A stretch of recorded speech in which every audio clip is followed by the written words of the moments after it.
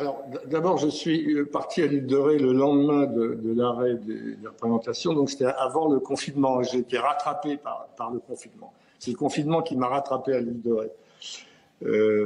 Alors, pourquoi Alien? Parce que j'ai eu la sensation pendant ces 3 semaines, ça a duré 3 semaines, 3 bonnes semaines, d'être possédé par une espèce de démon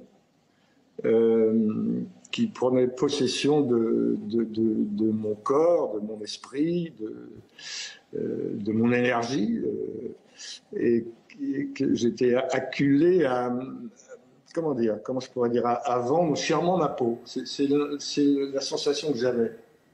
C'est un peu exagéré, mais il y avait un peu de ça, d'autant plus que cette saloperie, parce qu'on peut appeler ça une saloperie, il est très faux cul, très roteur, très malin. On a l'impression que c'est fini, que vous êtes tranquille, ça y est, vous voyez le bout vous voyez l'éclaircie, ça fait un bien fou, vous êtes un peu fatigué, mais ça va. On va pouvoir reprendre la vie normale, sans angoisse, parce qu'il y a aussi l'anxiété qui pèse. À quel moment je vais à l'hôpital, à quel moment on va me réanimer, est-ce que je vais y passer, parce que je suis une personne à risque. Bon. Et puis, donc, tout va un peu mieux, tout va mieux, ça y est, c'est fini, c'est parti, je suis guéri. Et puis non, paf, au moment où vous y attendez le moins, ça vous rechoppe encore plus violemment. Et c'est une torture chinoise, je dirais, peut-être, mais c'est un vrai challenge. En plus, il n'y a plus que ça qui compte, c'est-à-dire à quel moment il va vous lâcher, à quel moment je vais m'en remettre, à quel moment je vais être en détresse respiratoire, combien de temps pour aller à l'hôpital de La Rochelle, 1 heure.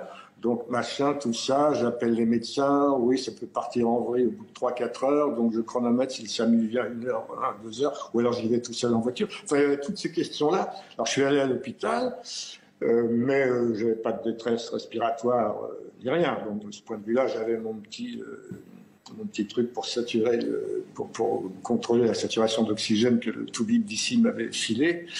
Et donc, en permanence, j'avais mon truc au bout du doigt et je regardais, quoi. Je passais mon temps à regarder. Les chiffres étaient normaux à peu près, quoi. Donc, tout allait bien. Simplement, j'étais incapable... Si, j'ai lu un peu. Ça, c'était pas mal, quand même. J'arrivais à lire. Je ne pouvais pas regarder ni la télé, ni les séries, ni vous. Voilà, toutes les chaînes d'infos, les actualités, tout ça, c'était tellement anxiogène quand on est au pied du mur. On se dit à quel moment ça va exploser et qu'on n'a pas envie d'entendre le nombre de morts, le nombre de machins, tout ça. Vous savez, c'est ce que je trouve, après réflexion intéressant dans cette épidémie, c'est que Macron a raison quand il parle de guerre. C'est-à-dire on a l'impression qu'on est tous concernés en même temps, au même moment. Les autres maladies graves, les cancers, les scléroses et tout ça, ce sont une succession de maladies individuelles. Là, c'est pendant un certain temps, 2 mois, 3 mois, peut-être 6 mois, tout le monde est concerné. Tout le monde tombe. À votre droite, ça tombe. À votre gauche, ça tombe. C'est comme la guerre. À quel moment vous allez recevoir l'éclat d'obus?